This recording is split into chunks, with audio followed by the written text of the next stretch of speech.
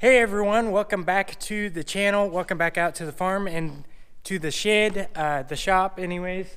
This is part 3 to my baler video. If you did not see the other parts, go back 2 videos. I will also link them above and below. This has been quite a project. I didn't expect it to be quite so long, but this has taken this was my winter project, so this has taken quite a bit of time. We're now in May. Today is May 12th. I am down to the point where it's crunch time. The hay is getting pretty tall with the recent rains here lately and some good warm weather. It has really taken off, so it is crunch time to be able to get this thing ready to go for hay. In this video, I will go back. The belts are already on here. I will show that my dad and I both worked on this together, getting it threaded through, because it was easier to do it with 2 people than just one. So in this video, I will be lacing them all to each one of them together to its end, so then it's a full continuous belt all the way through. I will show you how I do that, how we do that. Since I didn't explain that all that well in the last video, I'll show you how we do it. Need to finish up my hay saver wheel. I have to get the what's left of the grease zerk out of this one and be able to get my bushings in and button it up. This side I will have to take out what's left of the grease zerk on this side and put a new grease zerk on in that, so then it's ready to go and be able to be greasable.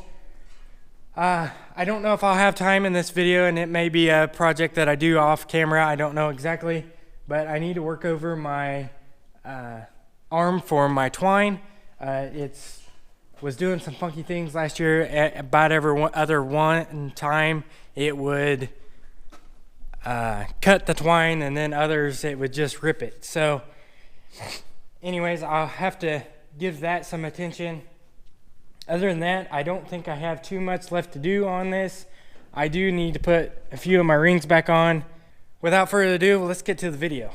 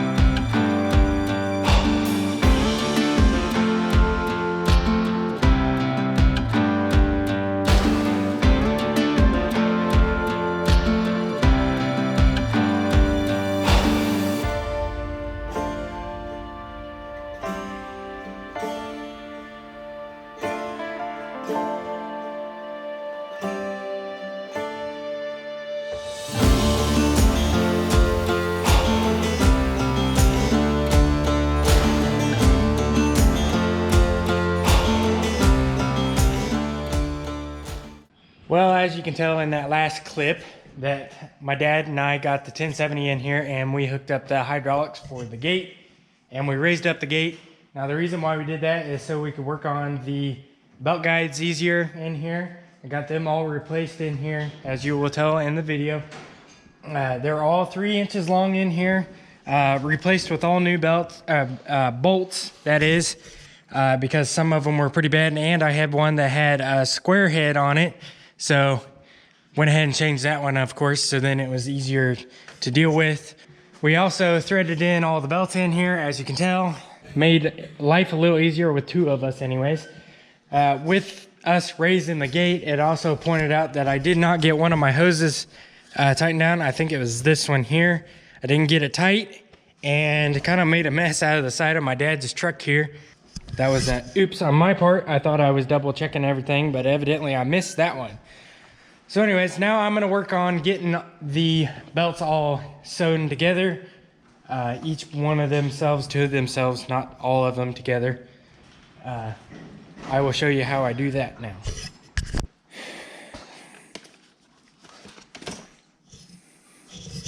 Now this cable that's I just grabbed is 3/16 in size, and it's got a plastic coating on it.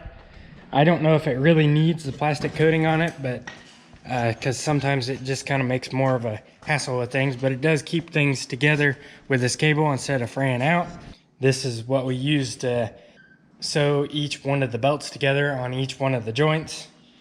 Now, with each joint, there is a lead edge and a follow. With each side, you have one more clip as what the other side does. And when you put the cable through, you catch the last one and thread it back into the side that is got one less. So then it ties everything together. It's kind of difficult to sometimes fight the going back in with the cable, but you thread it back in on this side, so then you catch this outside one on both sides. Sometimes you can thread them in there quite far, like that one I got going back in almost 6 of them. This one I got 5, barely 5 anyways. So yeah, that's what I do on each one of them. It'll be no different on each one of them now that I put together. The more that I get put together going across in there, I have a ratchet strap. Oh, that's no good way to show. You can see the green strap that's holding up the tensioner. Once I get several of them put together, I will let go of that, so then I can be able to get the belts in there straighter and more evenly.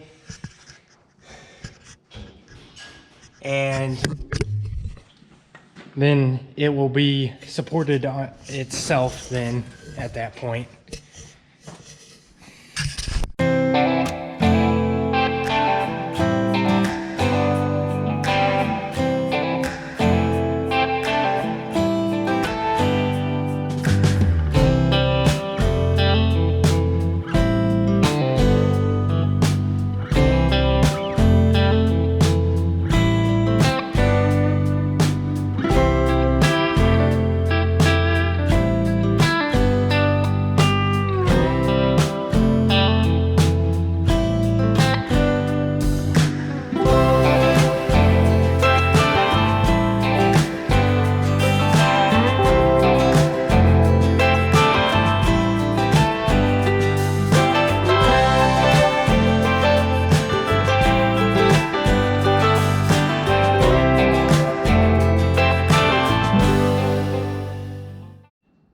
Alright, well, I got them all buttoned up. There's some of them that are a tad longer than the others, but they're a lot closer than what they were. Like this one here is pretty long for whatever reason. And one of the tighter ones for the small ones is over here. But they're all pretty close. They may relax a little bit and be pretty much the same length because things ain't quite sitting right. They're not all even all the way across in everything because it hasn't run. So hopefully everything gets to where it's pretty much the same length, but it looks a whole lot better this way than what it did before. So hopefully I won't be ripping out any joints this summer and be saving back some money for some new belts, especially my outside ones. That's my goal. The outside ones are pretty bad. The center ones I can deal with a little bit longer, I think, unless we have total problems, but we'll see here. Hopefully, knock on wood, that we don't have any problems this year.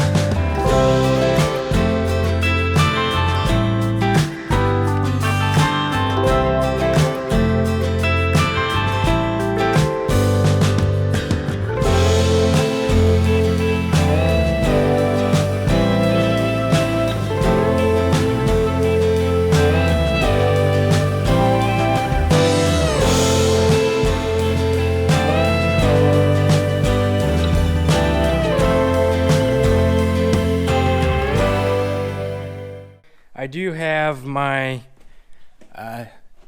back plate off with the slow symbol off.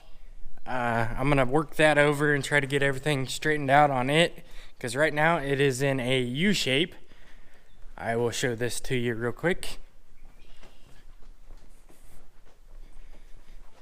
It's right here in a nice U shape because I tried to straighten out what was bent on it, and I'll have to cut a space in here to be able to bend everything straight again. I also have 2 rods here to be able to stick into the corners of them and stiffen that up, because once I cut slits in here to be able to get everything straight again, it will be floppy. So try to work that over so then it's nice and straight and won't get bent quite so easily again.